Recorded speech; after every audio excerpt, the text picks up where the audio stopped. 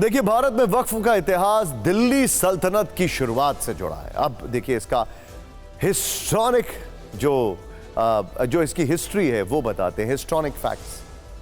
जब सुल्तान मुइजुद्दीन साम गौरी ने मुल्तान की जामा मस्जिद के पक्ष में 2 गांव को समर्पित किया और इसके प्रशासन को शेखुल इस्लाम को सौंप दिया गया। वर्ष 1205 के आसपास से लेकर वर्ष 1526 के बीच में जैसे जैसे दिल्ली सल्तनत और बाद में इस्लामी राजवंशों ने भारत में अपना दायरा बढ़ाया, वक्फ संपत्तियों की संख्या भी बढ़ती गई।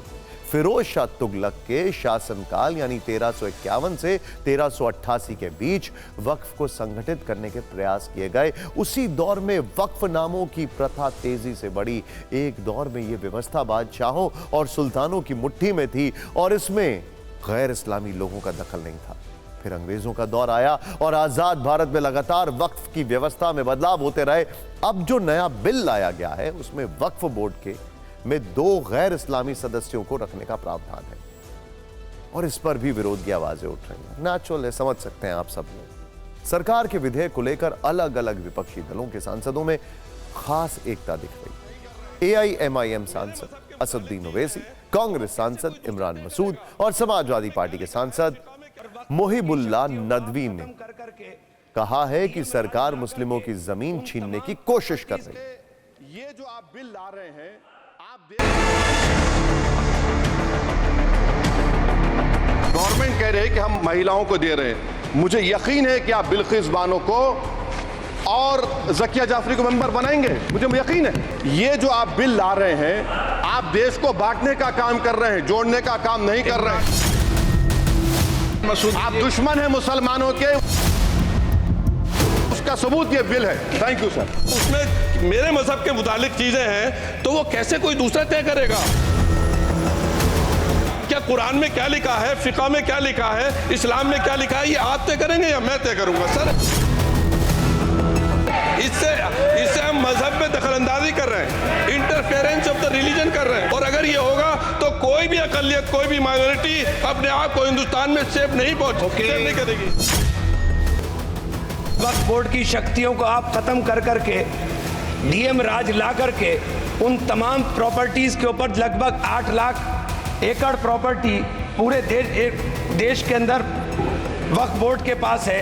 आप वक्फ बोर्ड की प्रॉपर्टियों को खुर्द-बुर्द कराने की जो साजिश लोग कर रहे हैं, उन साजिशों को बल देने का काम कर रहे हैं। वैसे लोकसभा में एक मौका ऐसा भी आया जब गृह मंत्री अमित शाह और समाजवादी पार्टी के अध्यक्ष अखिलेश यादव आमने सामने आ गए। अखिलेश यादव ने कहा कि सरकार स्पीकर के अधिकारों की कटौती करने वाली है। इस पर गृह मंत्री ने कहा कि विपक्ष अकेले स्पीकर के हितों की चिंता करने वाला नहीं है। अध्यक्ष के अधिकार सिर्फ विपक्ष के नहीं होते। अध्यक्ष महोदय, आज तो हमारे आपके अधिकार कट रहे हैं। मैं याद कीजिए अध्यक्ष महोदय, मैंने आपसे कहा था कि आप लोकतंत्र के न्यायाधीश हैं और मैंने अध्यक्ष महोदय सुना है इस लॉबी में कि कुछ अधिकार आपके भी छीने जा रहे हैं। उसके लिए हम लोगों को लड़ना पड़ेगा आपके लिए।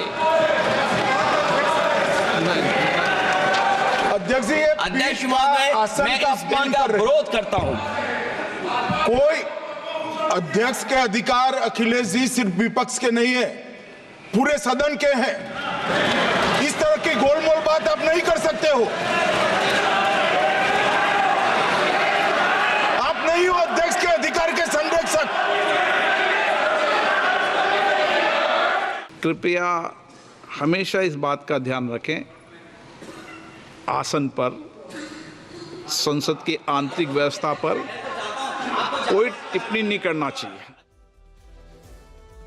है कि आगे क्या होगा। इस बिल को जेपीसी में भेज दिया गया है। सरकार जेपीसी का गठन करेगी। इस पर जेपीसी में चर्चा होगी। जेपीसी के सुझावों के साथ इसे फिर से लोकसभा में पेश किया जाएगा।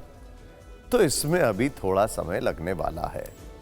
लेकिन आप सोचिए कि ऐसा क्या हुआ कि इस विधेयक पर संसद के अंदर और बाहर इतना हंगामा हुआ। इसकी 2 बड़ी वजह। पहली वजह, वक्फ की लगभग 9.5 लाख एकड़ की जमीन, रियल एस्टेट। दूसरी वजह, वक्फ का सालाना करीब 200 करोड़ रुपए का रेवेन्यू। सबकी नजर इस पर है। सरकार चाहती है कि इन जमीनों का सही इस्तेमाल हो, भ्रष्टाचार ना हो, कानून के नियंत्रण में रहे, जबकि जो लोग वक्फ बोर्ड में अपनी सत्ता चला रहे हैं वो इसे छोड़ना नहीं चाहते।